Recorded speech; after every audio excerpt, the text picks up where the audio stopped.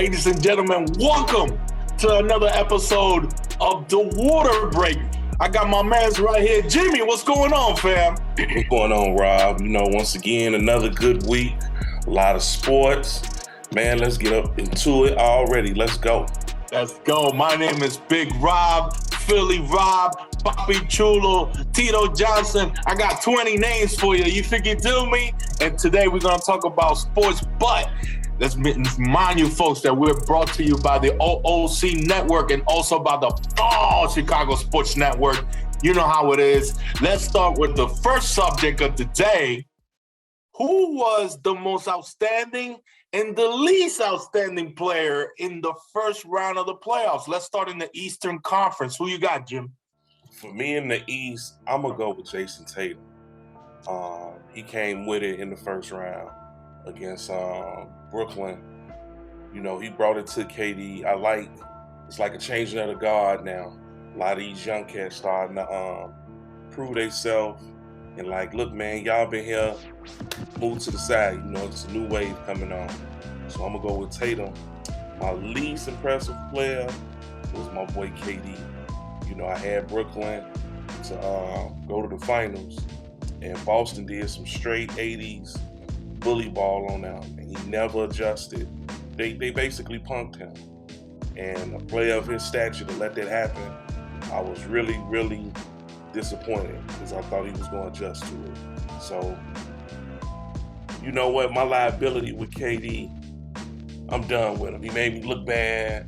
I'm on the show, made a guarantee that he would have a triple-double the next game, and he pulled a Scottie Pippen headache on me, man. I might have to call KD the new 33, man, because he straight choked. He let that rough play take him out of his game. It was reminiscent of number 33 against the Pistons. So he made me look bad on my picks. So I'm done with KD, man. I gotta put him in the rear, man. I'm done with him. Took you long enough to stop believing. I've been telling y'all. Man. He good. Let's face it. He one of the faces of the NBA. But with that being said, he's a year older. Father Time is undefeated, and he don't use no lotion. He don't comb his hair. At least look good. You don't something, my man. I'm asking something, man. But I don't know, bro. I don't know what to say, bro. It was low-key surprising to see how bad he played. I didn't expect that. You always expect at least 30 at the very least from him, regardless of who's playing on that team on that day, on that given night. But he just looked bad, bro. He made you look bad. Yeah.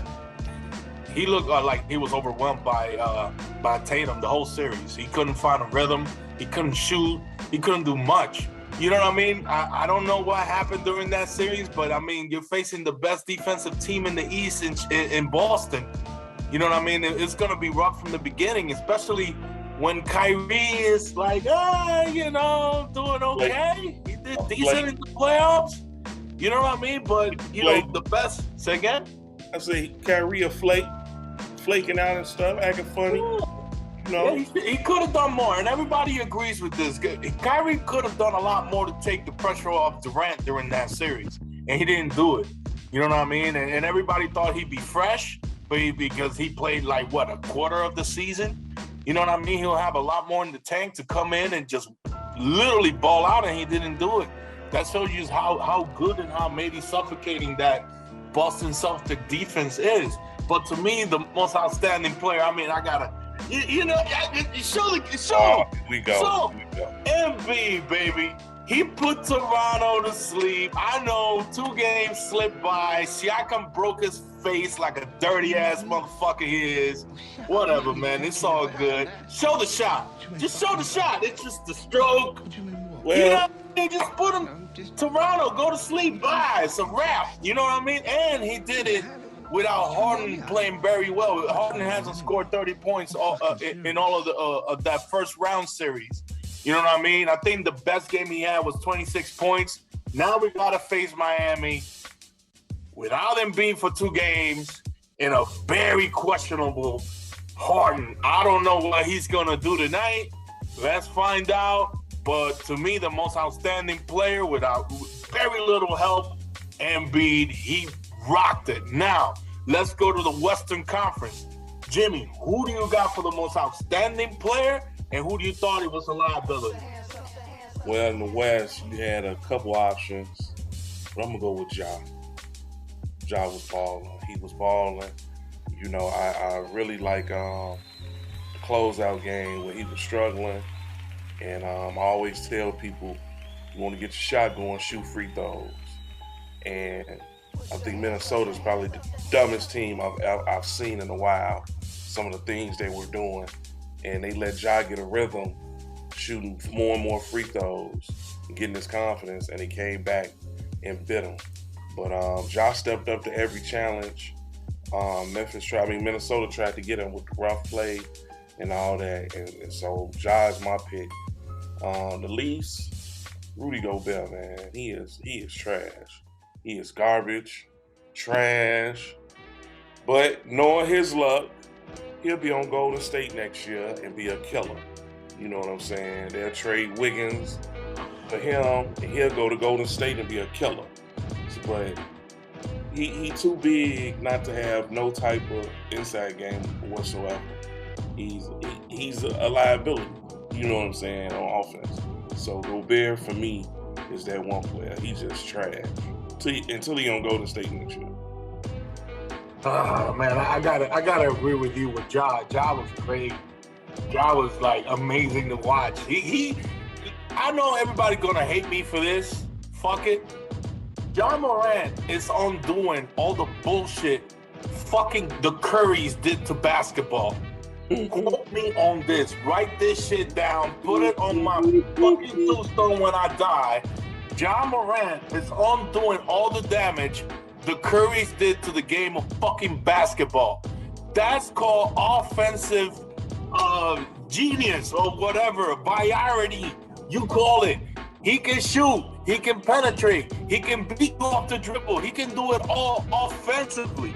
This is what the NBA needed. Stop fucking shooting so many threes. The only team that was able to fucking win because they have like all-time quote-unquote Hall of Famers on that team is Golden State. Not every team can do it. Yes, players are way more efficient shooting the three, but goddammit, you gotta get inside the line of the three-point. Get in there, get in the paint. Mid-range shots are just as lethal and can be just as demoralizing as a fucking three from the logo. Is it more exciting? I don't know. I like it.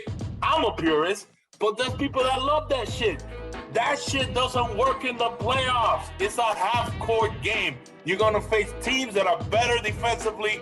If you're gonna shoot from the logo and you miss, that's a long rebound, and there goes the transition. So you gotta run back on defense really quick if you don't grab that long rebound. Therefore, Ja Morant, thank you, bro. I appreciate you. God damn it. Call me crazy, but he's a watered down Allen Iverson. Call me crazy. Call me crazy. Yeah, Rob is crazy. Put it right there. Philly Rob is crazy for saying Ja Morant is a watered down Iverson. God damn it, this kid he got hops too. He had the hops that Iverson never had. That is wild, bro. You saw that, Doug. Poster. Show it for the people. Poster. Fuck out of here, bro. Thank you, Ja Morant. I've been waiting for a dude like you. I wish you was in Philly because we need a aggressive guard. Motherfucking James Harden won't fucking be aggressive, bitch ass. And now, I had a rant, bro. I had a fucking rant because I knew Harden was going to do this shit. And no one believed me. But the liability, I got to go with Donovan. I'm going to stay with Utah, and I'm going to go with Donovan Mitchell. And I'm going to tell you why. You're way too fucking talented and way too smart not to get along with the one guy who's really good on your team. And right now, Gobert is going to put Utah on an ultimatum. Either you trade Donovan or you trade me. These two motherfuckers I think both of them. I think both of them gone. I would say blow the whole fucking thing up. Blow it up and start it all over again and get a team like like Cleveland. Like a really young, really fast team, kind of tall, athletic, that can do some damage beyond the first round. Because right now, Utah as is, they're not gonna ever leave the first round. So blow it all the fuck up. Get some picks, suck it for a little bit, because nobody wants to be in Utah. They're not signing anybody. Fuck out of here. Donovan Mitchell better figure it out. In fact, since he's a New Yorker, and he loved, everybody how New Yorkers love the Knicks so much. I never understood that. They fucking stink. He's gonna end up with the Knicks next year. Watch it out. And they're gonna suck in the first round and be out. I love it. You know what? Blow it up. Send Donovan Mitchell to fucking New York. Let them suck. Let them hype up. All these motherfuckers from Queens, they're not even from Manhattan. They Knicks tape. And then be out in the first round. Puts a smile on my face. Look at them pretty teeth. You know what I mean? Let's go. You know what I mean? Let's go. New York hate is real. Jesus. Oh, yeah, dude. Come on, man. You know what I mean? Like, come on, man. Well, I'm gonna add this. I'm gonna add this before we go to the next segment. All right. Ja and Iverson take. I ain't gonna give him Iverson. I'm gonna give him a upgraded Derrick Rose. Okay. I'm gonna give him upgraded Derrick Rose, especially with his being explosive, fearless. He shoot a little better than D Rose, so I'm gonna give him a up-to-date version of D Rose. The reason why I said Iverson instead of D Rose, I get it. I get exactly what you're talking about. D Rose was way stronger than Iverson. And Iverson is not that strong, and Ja is not the strongest guy in the world. He's just super athletic and super fast. So that's why I went with Iverson. But that's a good point. I still think that how explosive and how strong he was coming to the basket. I can see the resemblance there. I can see it. Let's go. Ladies and gentlemen, that was another episode brought to you by the OOC and also brought to you by the Ball Chicago Sports Network. Waterbreak, baby. Jimmy, you got any shout outs? Check out my show, Talking Sports with the Know-It-All. We talking about the same stuff. This week we got Mother's Day coming up Sunday. I want to say Happy Mother's Day to all the mothers. Shout out to my mama, love 1030. Football take over everything, no matter what the sport is. So I'm always glad when football come out. Now I'm just waiting on the schedule release so I can see the Bears with their 5-12 record for the upcoming season. But that's a whole nother show. Thanks for having me on again. I'm back to you, Rob. I feel you, man. Tonight, I don't know if I'm going to drink a little, I'm going to drink a lot. Probably whatever it is, I hope I don't get mad, bro. Go Sixers. You will. Yeah, I'm probably going to be drunk as fuck trying to not be mad because my Sixers let me down. It'll probably be a close game, and they're going to fuck up in the fourth quarter, and Jimmy's going to go crazy against us, of course. He wants to look good against Philly. And yes, you can find us on Twitter. You can find us on Facebook. You can find us on Instagram. You can find us on YouTube. And you can also find us wherever you get your podcast. Open Gym Sports and Culture, baby. OG Sports all day long. We got so many episodes. We talk about sports. We talk about culture, catches on social media and wherever you get your podcast. On behalf of the OOC, on behalf of the Chicago Ball Sports Network, my name is Philly Rob. Jimmy, you know how it is, man. We will see you again. See you again. Go Bears. Go Sixers. In the next episode of the Waterbreak. See you guys soon. Later.